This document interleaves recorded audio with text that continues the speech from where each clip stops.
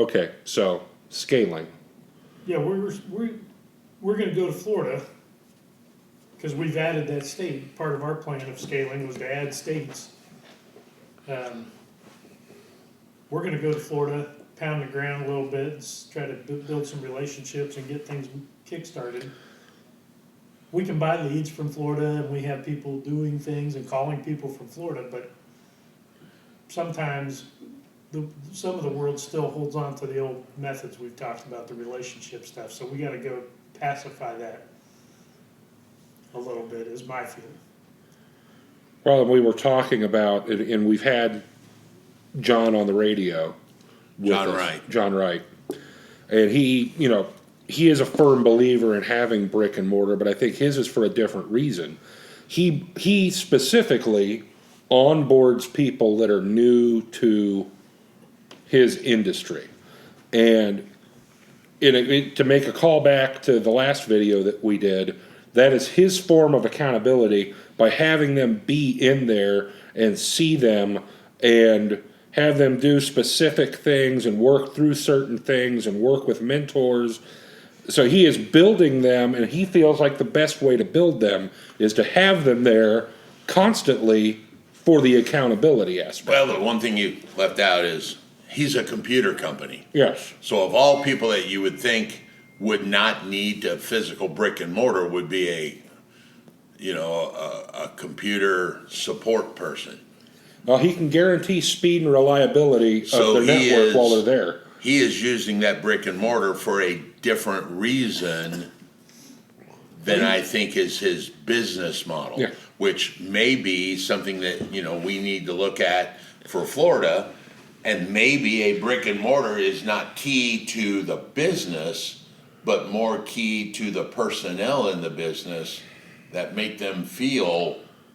Yeah, he comes down on needing an office for personnel because it creates an environment where he can manage them, he can train them, they can be present, they can have all those reasons we discussed, and with him on the radio. He comes down on having an office. So he's setting up an office, and he's moving to another state, scaling, and he's saying, Well, maybe that is a legitimate, and I will tell you that's not been one of my concerns, but I think we are ahead of the curve on him because Real University is in a couple other states that I will tell you is not producing the revenue that Indiana has. Yep. Now, there's a lot of reasons why it's not, in my mind. Indiana has been around 18 years. Virginia's only been around 1 year, so there's some trailing of income for that. But is it the fact that we do not have a physical brick and mortar school that adds legitimacy to that as opposed to, that's just another out-of-state online concept? Florida, we're in the last stages of adding Florida. Mm-hmm. Maybe that's something we need to consider because the Virginia did not work as well as I expected it to work. I think it's in our what we're dealing with, if we are either going to become the educators ourselves there or find someone else, I think having a brick and mortar makes it easier to find someone else because it seems more real to them. Like on a personal level, if I'm living in Wyoming and I get a phone call, hey, do you want to be the educator for our school in Wyoming? We're based out of Indiana. We're not going to have anything physically there. They're going to do it online, and we're going to pay you based on online things.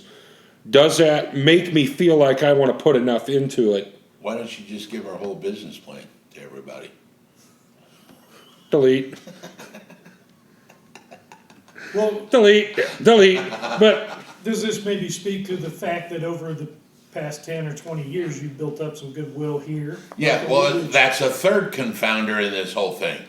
Is it the fact that I am here and people have known me because of 20 years of brokerage and 18 years of education? Well, So there are other confounders as to why I need to do that. You need to hit pause because I need to take this.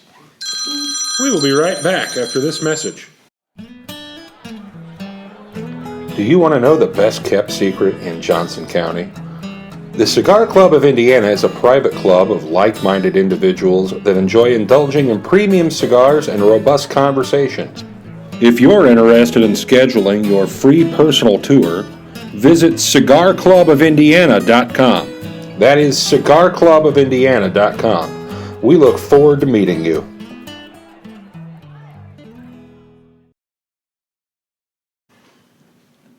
Welcome back from our brief commercial break. Sorry. No, you're fine. We were talking about scaling and whether we, I think we were specifically talking about brick and mortar and whether we think that would be something that is necessary. Well, I guess I've always looked at it from an operational standpoint that in our business, which is online education, it's not a necessity because it does not provide a benefit from the operational side. Yep. Now, as John Wright had mentioned, you have the personnel side that it might be greatly beneficial, which I've never considered. I don't think the personnel side is an issue for us, but I think that there's still enough people hanging on to the relationship aspects of real estate that if they don't see us and know we're real, then perhaps they need our presence. You honestly think that's true?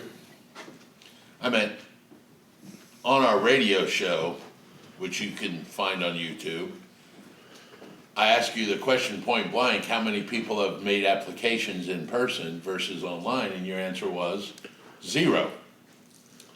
True, but I have spoken to probably a third or half of them live. But did they come into the office? No, Does your cell phone reach Florida?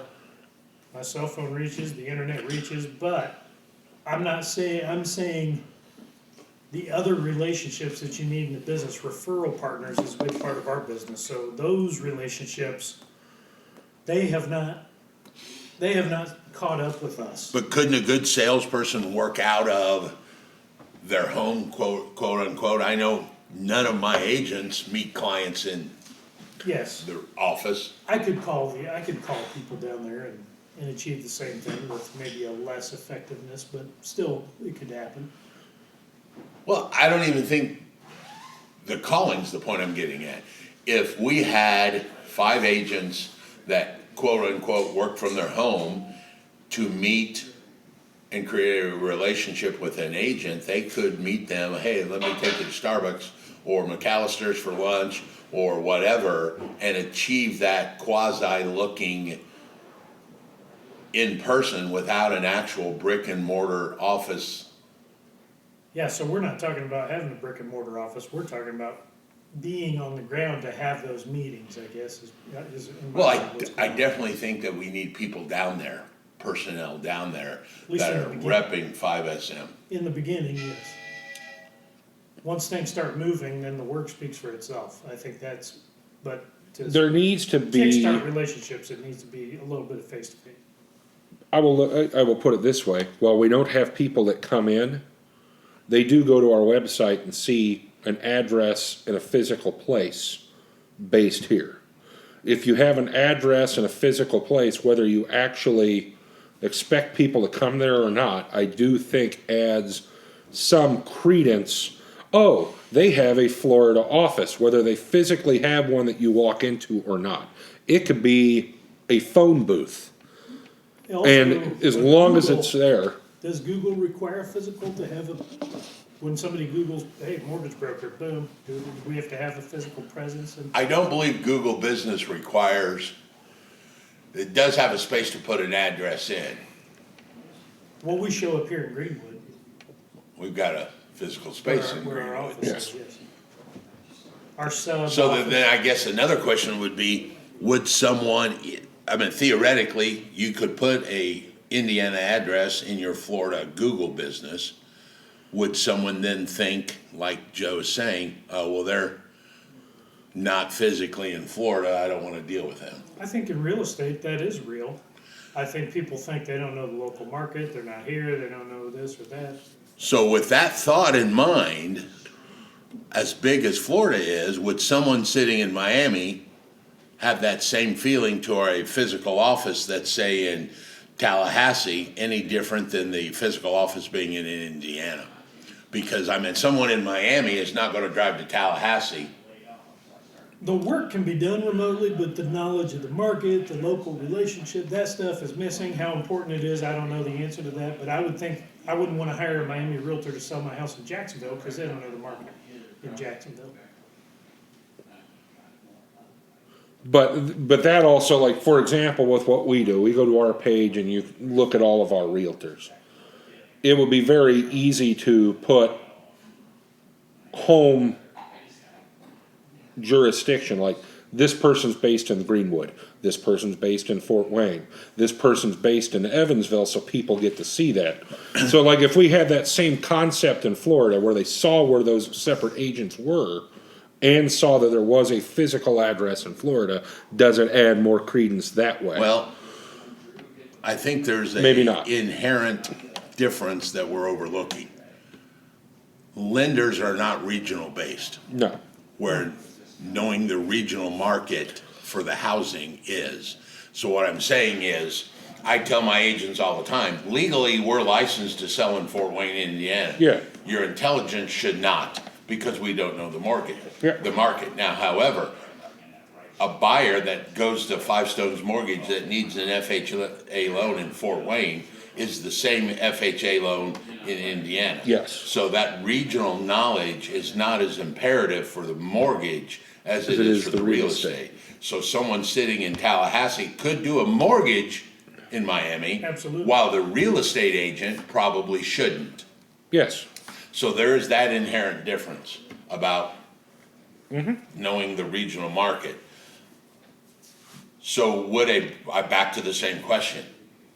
The fact that the brick and mortar is in the same state, but is in an irreachable portion of the state, any different than the physical market? I mean, let's face it, if you're in Miami, you're not driving to Tallahassee, you're not driving to Indiana either. So what's the difference there?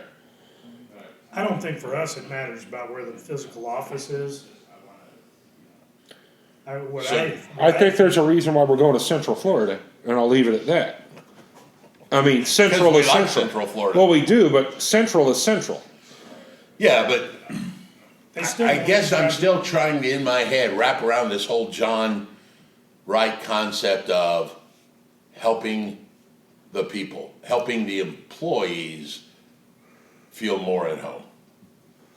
Because I've completely overlooked that, or have not taken it into consideration when dealing with the school teaching in Florida and having no physical brick and mortar school in Florida. Well, here's the question for I mean, you. once again, we go back to live education in real university now. The only people that come to the live class are people that live within 30 miles of the class. Yeah. I mean, we have people doing online in Indiana because they're not gonna drive 2 hours from Fort Wayne. But we are hopping around doing CE in multiple places. That's a different animal. It is, but it is. But they're live. still all within 30 miles of me driving. Yeah, I know. So I guess, I don't know, I'm not communicating clearly my issue here. I get you, and I think we do consider it, and we've talked about it, and I think either one of two things, either the online thing has become more of a commodity and they're just looking for the lowest price, or the goodwill is missing, or there's some other factor we haven't considered. Well, I also think it's If more. an outside state doesn't perform. I think it's more important when you're starting than it is when you're established. Why? Why? Well, That goodwill. I don't know. and maybe What's it that old is, saying, we're gonna have to agree to disagree? and we absolutely can't. It shouldn't you know. matter, but perhaps it does. I guess that's what And I'm trying to figure out why it matters. I mean, still, if people are going to use that old theory that you have subscribed to about businesses done face to face, I get that with a business or like a realtor that you're trying to help, that might be a good bridge, but that still doesn't require. The consumer portion of this, they're only gonna go to a mortgage company within, once again, 10, 15 miles of their house anyway. Well, how many real estate companies, pick a place here, are still training you to build face-to-face relationships and do all these things With the agents. with the agents, yes. All right, so the Who are question your is, prospects? so what are we talking about here? I do agree there needs to be people there to build face-to-face with Florida realtors to help them help the agents. If we're talking about consumers using Five Stones, I don't see the need, even building face-to-face with realtors. I still don't see the need for a brick and mortar, period. I guess my point is that there's a mindset being instilled into realtors that all those relational aspects are still important. Maybe it's half, maybe it's 80%. And You're missing my point. That relation aspect can still be created by a person on the ground that works out of their garage and meets the agent at, hey, I'll come to your place or I'll go to Starbucks. So we're talking about different things. All I'm saying is that garage could be the physical location. I think you add credence by saying, hi, I am Bill and I work for Five Stones Mortgage. We do have a local office here in Ocala or wherever you want to say it. And it could be the garage, it could be a barn in the backyard. It doesn't matter whether people see it. It's being able to say that we have a presence physically here and not just up here. Here's the point I'm trying to make, and I think we're agreeing, but we're saying different things. Realtors are my target for referral relationships. Realtors are your target at the school for students of the school. New realtors or whatever, right? I would say that's not true. Or career change people. 80% of the people come directly to us from the consumer world, but I get what you're going at. But aren't many of them referred from other realtors? There are a large number, but I would say when you overall look at our Google search and Google presence, you can definitely see there's a large people that are going to Google searching real estate school and getting, now, maybe that's a good thing I should start asking. And once again, I'm gonna throw out continuing ed because of being here 18 years, we do have a track history. Yes. But new consumers, which is what you're dealing with, new people getting a house or a refinance, I would still say it has nothing to do with. The consumers have nothing to do with whether we're there. They could care less. They go online, they apply, they go sign at a title company, doesn't matter. But the realtor relationships we need, the realtors, I think many are still being trained that you need to have somebody take you out to lunch and tell you about their programs. You need to go. And I'm not disagreeing with that. Well, And maybe Joe's answer is the right answer. Maybe that guy's home address becomes the physical address, which we can go into a whole nother conversation Which about technically that. we already basically I have don't think anyway. they care what's online and tells where my home is. I don't think they care where my office is. I think they care that I'm there for the lunch. Yes, and that's what I'm saying. That could all be done without a quote-unquote Five Stones Mortgage office in Florida. Yeah, we don't need an office there. There is a real estate company here in town, I'm not gonna mention it, that has like 40 offices. Yep. Because their modus operandi is when they hire a new agent, they create a whole new office and make his house that office. So they only have like one agent per office. They've got 40 offices, but they only got 40 agents. Instead of all working out of one central place and doing it all online, but I guarantee that each one of those agents whose house is their office don't meet people there. So that was an old strategy before the internet became popular, and now if that company were to start today, that's what we do. One office, 47 agents spread out throughout the state, north, we've got Evansville and Northside and Carmel, and all work out of one office. We are the same way, but we have a successful competitor that has a little office in every little town. Yes. And don't we question that every day? Well, it's hard to argue with their results. Because of the office? I don't know. That's the Or are they using the John Wright concept of making that office a I think that's the answer. Is water cooler? But does it it's- also not become a physical marketing technique? It's 4 parts yes to that, and 1 part, those people gain a mindset that, hey, I'm down the street, I'm down the corner, and I'm local. And the people use that to their advantage in their pitch. So it's both. It affects their mindset, but it also has a real physical. Well, the competitor that you're talking about, you got people driving by a building, looking at that, back and forth every day going home. So the moment they think about something, is not the first thing they think about, man, I saw that sign, what is it? Well, And that's something. top of mind marketing, and And that's really, Well, we so- know a guy that rented a building only to put his name on the window, yeah, and that probably was effective to some level. So the answer is yes. Business is changing, physical location not really needed, but is it needed for the internal, the employees? John Wright says yes, we say we're not sure. But when we explore out into a new state and we don't see the success we want, we have to consider that that might be part of the reason. yeah. And like I said, I've never considered it before.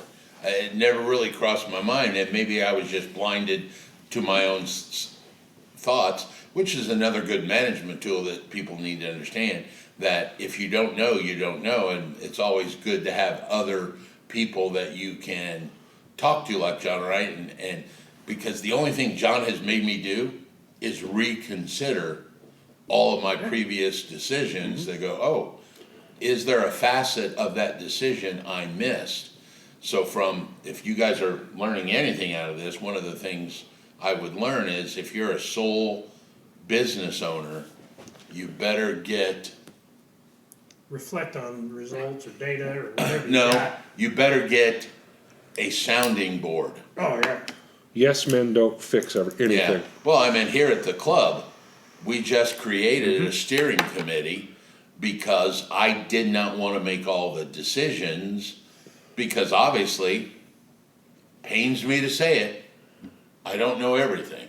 And sometimes there's stuff that I'm so blinded to that, the idea about the free pass cards, never considered it until I got a group of guys together and one of them said, have you ever thought about, no, I never thought about it. But Makes that sense. process is engaged and seems to be working. So if you're a sole owner, you better get somebody, a steering committee, a group of people, one friend or something Or stay tuned. to us to help you. And join our group that Yeah, We're- Level Up is we're- coming we're getting ready to launch. to help those kind of people not miss things that they miss. Well, I would also submit part of when we're going to Florida, maybe we need to ask some of these people, what are your expectations? Do you feel more comfortable with this? Is it a big deal to you? Maybe we need to be expanding who we ask questions to. Well, my intention has always been to find people I want to do business with, see what they want, try to give it to them. Yes. Hooray for short-term leases. I mean, that's always then you're not, tied in forever to something that may or may not work. Hooray for shared office spaces too. Well, yeah, if you can get one thing that can, yes. I mean, that's been something we've been kicking around here. I mean, we are pretty close to shared as it is, with the exception of where we're sitting right now. Yeah, We don't share the Multi-use. secret with everyone, but, Multi-use. well, I think that was a good discussion. I hope somebody learned something. I think the key thing I learned is, one is to listen to other business owners. Yep. What did we say the other day? You're the amalgamation of your 5 closest friends, and you never want to be the smartest man in the room. Smartest man in the room never learns anything. Nope. He's a giver. Yeah. All right. Well, that was Done? fun. I think we're done. Adios. Bye-bye now.